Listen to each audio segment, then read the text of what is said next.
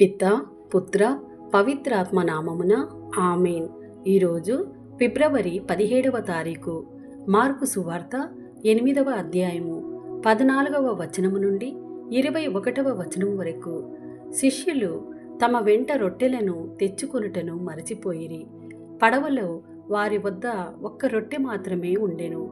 పరిసయ్యుల పులిసిన పిండిని గూర్చియు హేరోదు పులిసిన పిండిని గూర్చియు జాగరూకులై ఉండుడు అని యేసు శిష్యులను హెచ్చరించెను.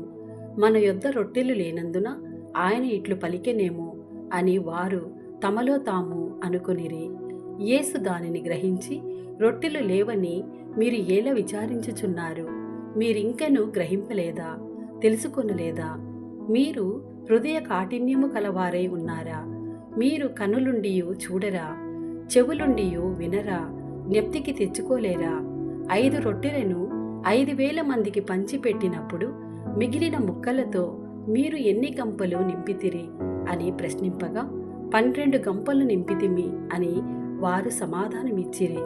అట్లే 7 రొట్టెలను 4,000 మందికి పంచిపెట్టినప్పుడు మిగిలిన ముక్కలను మీరు ఎన్ని గంపలకు ఎత్తితిరి అని అడుగగా, 7 గంపలకు అని సమాధానమిచ్చిరి. అంత మాత్రము అర్థం కాలేదా అని యేసు శిష్యులను మందలించెను. ఇది ప్రభుని వాక్కు. సర్వేశ్వరునికి వందనములు.